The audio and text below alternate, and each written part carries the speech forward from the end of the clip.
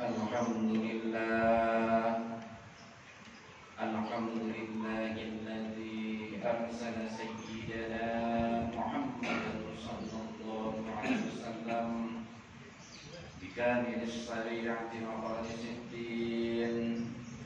Asyhadu an la ilaha illallah wahdahu la syarika lah wa asyhadu anna Muhammadan abduhu wa rasuluh.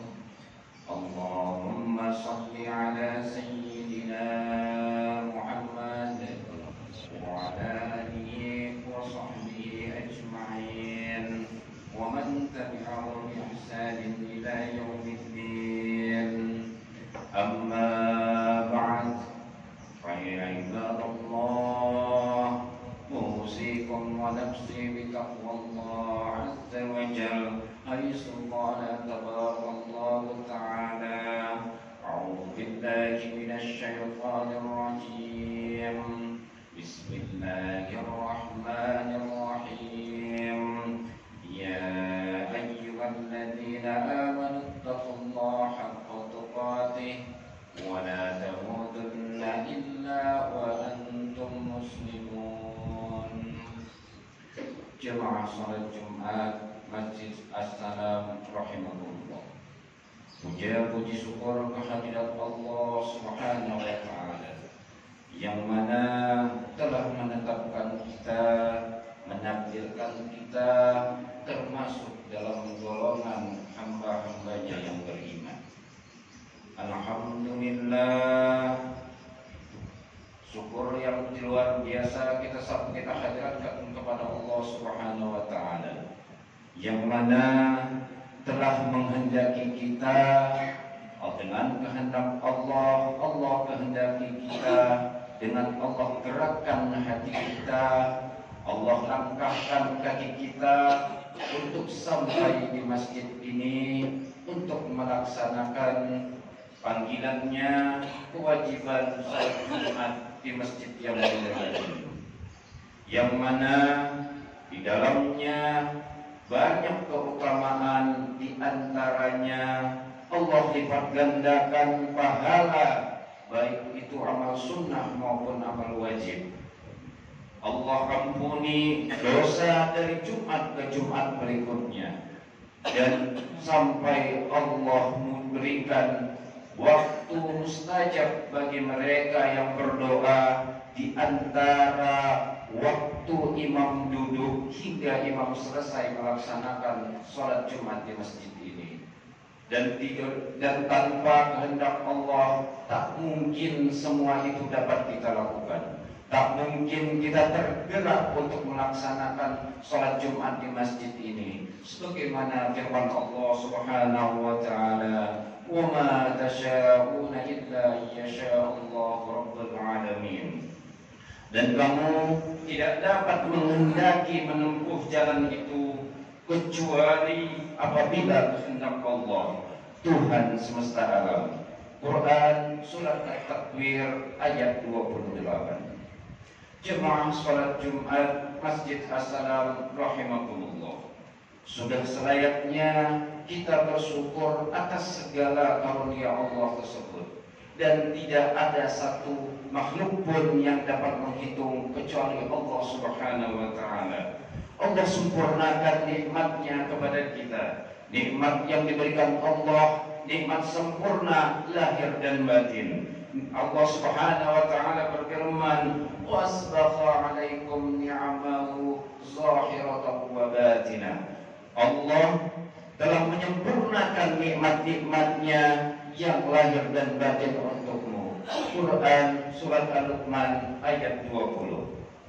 Nikmat lahir adalah nikmat yang dapat terlihat oleh mata, seperti harta, kehormatan orang, ketampanan, kecantikan, diberi taufik, harta, kedudukan, sungai, hujan, tanaman, dan lain-lainnya. Sedangkan nikmat batin adalah nikmat yang didapati oleh seseorang di dalam dirinya, seperti memiliki ilmu Allah, kokohnya keyakinan kepada Allah, dan istiqomahnya dalam keimanan kepada Allah Subhanahu wa ta'ala.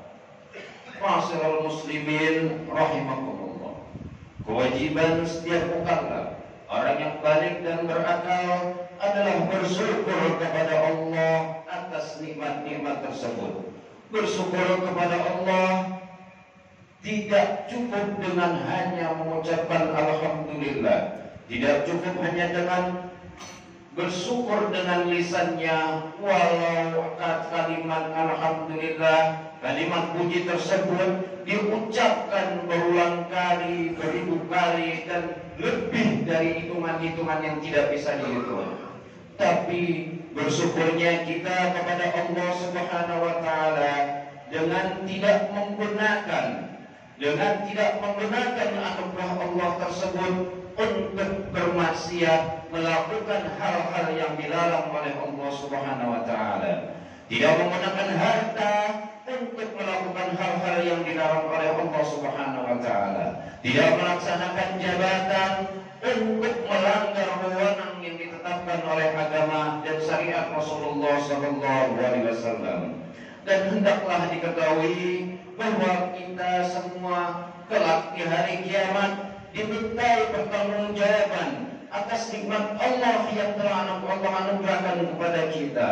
Rasulullah sallallahu alaihi wasallam bersabda, "La tazulu qadama 'abdin yaumal qiyamah hatta yus'al an umrihi fi ma'afna wa an 'ilmihi fi ma fa'al wa 'an malihi min ayna iktasaba wa fi ma anfaqa wa an jismihi fi ma abla." Artinya seorang hamba tidak akan berpindah dari suatu fase ke fase yang lain di hari kiamat hingga ditanya tentang umurnya, dalam hal apa dihabiskan, tentang ilmunya, dalam hal apa digunakan, tentang hartanya, dari mana dia peroleh dan hal apa dia salurkan, tentang jasadnya, dalam apa dia fungsikan. Hadis riwayat Imam Tirmidzi. Jemaah sidang Jumat rahimakumullah.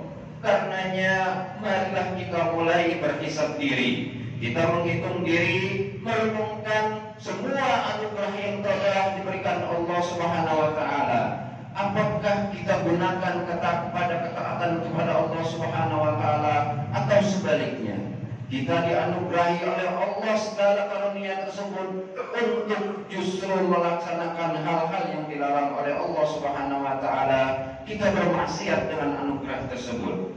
Saudara-saudara seiman, di antara nikmat batin yang terutama dan teragung dan tidak sebanding dengan nikmat apapun adalah nikmat iman yang tertanam di dalam hati kita.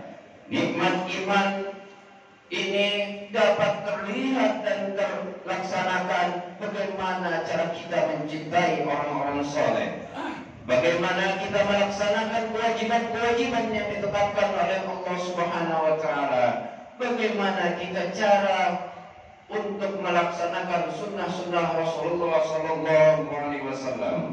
Untuk itu marilah kembali kita untuk melihat anugerah itu secara lahir maupun secara batin.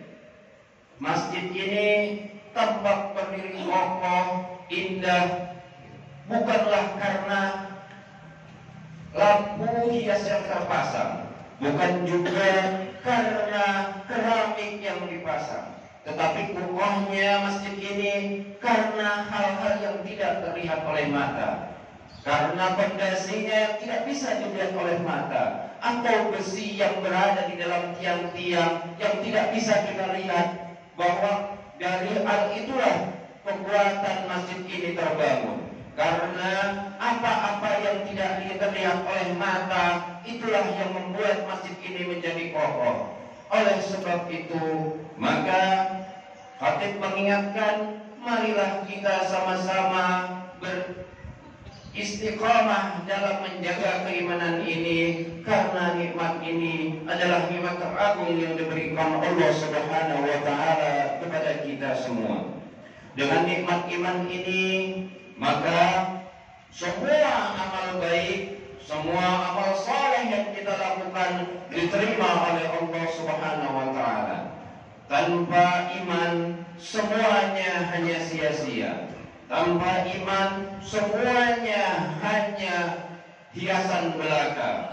Oleh sebab itu, kokohnya keimanan kita, kokohnya kita dalam melaksanakan ibadah di masjid ini, semuanya semata-mata karena Allah Subhanahu wa Ta'ala. Harta, kecantikan, ketampanan, mobil mewah hanyalah hiasan untuk memperindah kita. Tapi semuanya tergantung dengan iman kita. Apakah kita menjadi taat karenanya? Apakah kita menjadi takut kepada Allah atas kehendaknya sehingga kita masuk ke dalam golongan orang-orang yang bertakwa? Sebentar lagi kita memasuki bulan Dzulhijjah, bulan haram yang mana para ulama menafsirkan bahwa ayat yang dinyatakan walayalin asar dalam surat Al-Fajr adalah 10 pertama di bulan Dzulhijjah. Bulan yang dimana menurut para ulama mulianya sama dengan 10 hari terakhir bulan Ramadan. Karena penutup ayat, penutup Al-Quran diturunkan adalah berada di bulan Dzulhijjah. Untuk itu mari kita tingkatkan, kita siapkan diri kita untuk meningkatkan amal ibadah, amal saleh di bulan 10 akhir bulan Dzulhijjah, karena keutamaannya bersama dengan keutamaan di bulan Ramadan. Allah Subhanahu wa Ta'ala berfirman, innal ladzina amanu wa 'amilus shalihati ulaika hum khairul bariyah. Jazaa'uhum 'inda rabbihim jannatu 'adnin tajri min tahtiha al-anhar khalidina fiha abada. Radiyallahu anhum wa radu 'an dzalika liman khashiya rabbah. Sesungguhnya orang-orang yang beriman dan mengerjakan kebajikan, mereka itulah sebaik-baiknya makhluk. Balasan mereka dari Tuhannya adalah surga Aden yang mengalir di bawahnya sungai-sungai. Mereka kekal di dalamnya selama-lamanya. Allah ridho kepada mereka dan mereka pun ridho kepada Allah. Itu adalah balasan bagi orang-orang yang takut kepada Tuhannya. Quran surat Al-Bayyinah ayat 7 dan 8. Mereka adalah makhluk yang paling berbahagia karena Allah ridho kepadanya. Ridhonya Allah dengan mudahnya hamba itu berbeda. Ridhonya Allah dengan dimudahkannya kita melaksanakan amal soleh, dengan dimudahkannya kita dalam ketaatan kepada Allah, dengan dimudahkannya kita jauh dari hal-hal yang dilarang oleh Allah. Sedangkan ridhonya hamba adalah dia bisa terima dan bertawakal pada ketetapan Allah. Dia tidak marah atas kebaikan atas hal buruk yang dia terima. Dia tidak marah kepada Allah atas takdir yang dia jalani. Justru takdir yang telah ditetapkan Allah kepadanya sebagai sarana baginya untuk menyerahkan seluruh hidupnya hanya kepada Allah Subhanahu wa Ta'ala. Barakallahu li wa lakum minal ayati wa zikril hakim. Wa taqabbalallahu minni wa minkum tilawatahu. Innallaha ghafurur rahim.